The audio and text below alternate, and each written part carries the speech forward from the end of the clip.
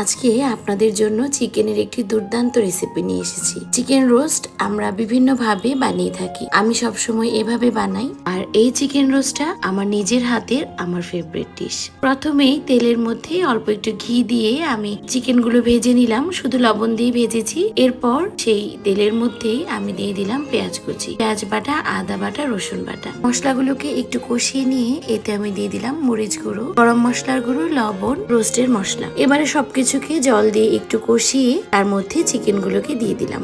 এবারে চিকেনের মধ্যে দিলাম কাজু বাদাম বাটা, টমেটো কেচাপ আর পরিমাণ মতো দুধ। দুধ দিয়ে রান্না করলে খেতে বেশি মজা হয়। এরপর আমি এতে সামান্য ঘি এবং চিনি দিয়ে নামিয়ে নিলাম। নামানোর পর উপর দিয়ে আমি একটু বেরেস্তা ছড়িয়ে দিয়েছিলাম। আমার অনুরোধে এই রেসিপিটা আপনারা একবার অবশ্যই ট্রাই করবেন। আমি গ্যারান্টি দিয়ে বলতে পারি সবাই খুব ভালো বলবে।